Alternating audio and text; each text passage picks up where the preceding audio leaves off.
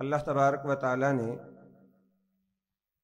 انسان کے ساتھ بیماری بھی رکھی ہے، اور ہر انسان بیماری کے ان مراحل سے گزرتا ہے، وہ مسلمان ہے یا کافر ہے۔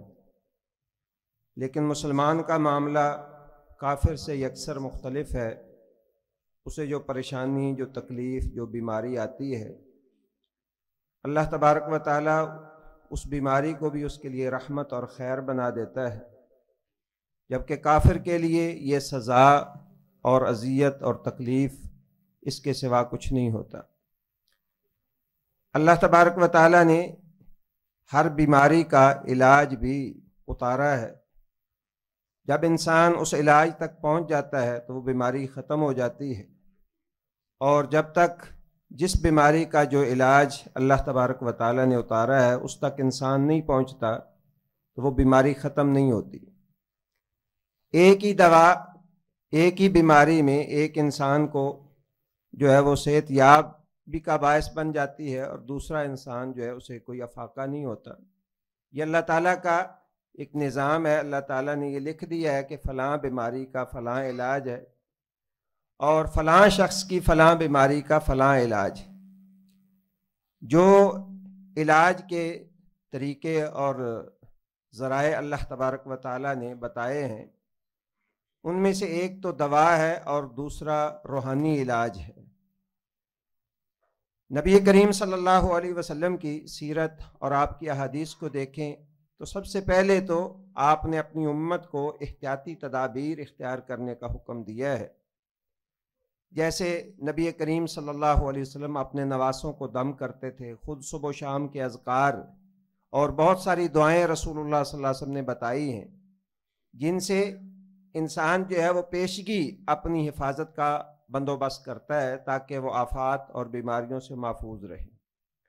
اسی طرح رسول اللہ صلی اللہ علیہ وسلم نے یہ بھی فرمایا ہے کہ رات کو برتن جو ہے ان کو کھلا نہ رکھو، بلکہ ان کے اوپر جو ہے وہ ڈھکن دے دو یا کوئی چیز رکھ دو۔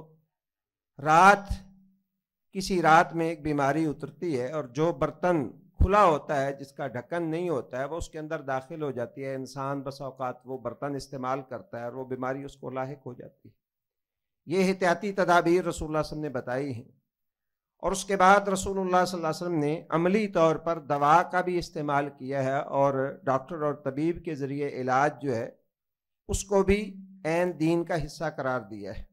آپ صلی اللہ علیہ وسلم ایک شخص کی تیمارداری کے لیے گئے جسے زخم تھا، تو آپ نے فرمایا کہ فلاں قبیلے کا ایک طبیب ہے، اسے بلا کے لاؤ۔ تو صحابہ نے عرض کیا کہ اللہ کا رسول، یہ تو تقدیر کا معاملہ ہے، زخم اسے لگ جانا، کیا دوا اس سے کفایت کر جاتی ہے؟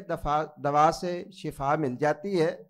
تو رسول اللہ صلی اللہ علیہ وسلم نے فرمایا کہ اللہ تعالیٰ نے جو بھی بیماری انسان کے لیے اتاری ہے اس کا علاج بھی اللہ تبارک و تعالیٰ نے رکھا ہے۔ اس لیے علاج کرنا یہ توکل کے منافی بھی نہیں ہے، اور ایسا بھی نہیں ہے کہ دوا کرنے سے یا علاج کرنے سے انسان جو ہے وہ اللہ رب العزت کے بارے میں نعوذ باللہ بدظنی کا شکار ہوتا ہے، بلکہ یہ عین اللہ رب العزت اور اللہ کے رسول صلی اللہ علیہ وسلم کا حکم ہے کہ جو بیماری ہے اس کا علاج کیا جائے۔ کبھی یوں ہوتا ہے کہ ہم علاج دوا کے ذریعے کرتے ہیں، لیکن اللہ نے اس بیماری کا علاج جو ہے وہ قرآن کے اندر رکھا ہوتا ہے، دم کے اندر رکھا ہوتا ہے، اور انسان دیگر علاج جو ہے وہ کرتا رہتا ہے اور اس علاج کی طرف نہیں آتا جو اس بیماری کا اصل علاج ہوتا ہے۔ جیسے رسول اللہ صلی اللہ علیہ وسلم کے ایک صحابی سیدنا عثمان بن ابی العاص رضی اللہ تعالیٰ عنہ جب یہ مسلمان ہوئے، کہ انہوں نے آ کر رسول اللہ صلی اللہ علیہ وسلم سے درخواست کی کہ اللہ کے رسول، جب سے میں مسلمان ہوا ہوں میرے جسم کے درد نہیں جاتے۔ تو رسول اللہ صلی اللہ علیہ وسلم نے فرمایا کہ اپنا ہاتھ درد والی جگہ پہ رکھو اور 3 دفعہ بسم اللہ بسم اللہ بسم اللہ پڑھو، اور پھر 7 دفعہ اعوذ باللہ وقدرتہ من شر ما اجد واحاذر، یہ دعا جو ہے وہ 7 دفعہ پڑھو۔ تو وہ فرماتے ہیں کہ میں نے نبی کریم صلی اللہ علیہ وسلم کا بتایا ہوا یہ علاج کیا تو اللہ تعالیٰ نے میرے وہ درد ختم کر دی۔ اسی طرح کبھی جو ہے وہ کسی مرض کا علاج وہ صدقے کے اندر ہوتا ہے۔ اللہ تبارک و تعالیٰ کے پیغمبر صلی اللہ علیہ وسلم نے اسے بھی ایک علاج کا بہت بڑا ذریعہ قرار دیا ہے۔ جہاں دوائیاں کئی دفعہ اثر چھوڑ جاتی ہیں اور کوئی چیز جو ہے وہ انسان کے اوپر اثر نہیں کرتی اور بیماری بڑھتی جاتی ہے، اس وقت بسا اوقات صدقہ جو ہے اس بیماری کا علاج بن جاتا ہے۔ رسول اللہ صلی اللہ علیہ وسلم نے فرمایا داو مرضاکم بالصدقہ، اپنے مریضوں کا علاج صدقے کے ذریعے کیا کرو۔ تو آج جس ماحول سے ہم گزر رہے ہیں، آئے دن نئی نئی بیماریاں ہیں اور طرح طرح کی تکالیف، ہر دوسرا انسان جو ہے اس کے اندر مبتلا ہے۔ اس کا سب سے پہلا حل تو یہ ہے کہ ہم احتیاط کریں، جیسے نبی کریم صلی اللہ علیہ وسلم نے کی ہے اور بتایا ہے۔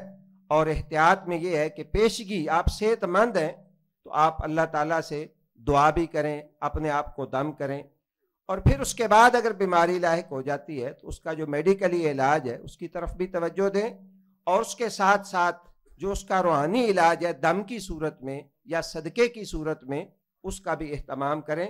یقیناً ہمارا یہ ایمان ہونا چاہیے کہ موت کے سوا ہر بیماری کا علاج اللہ تبارک و تعالیٰ نے اتارا ہے، اور انسان جب اس علاج تک پہنچ جاتا ہے تو اللہ تعالیٰ شفا عطا کر دیتا ہے۔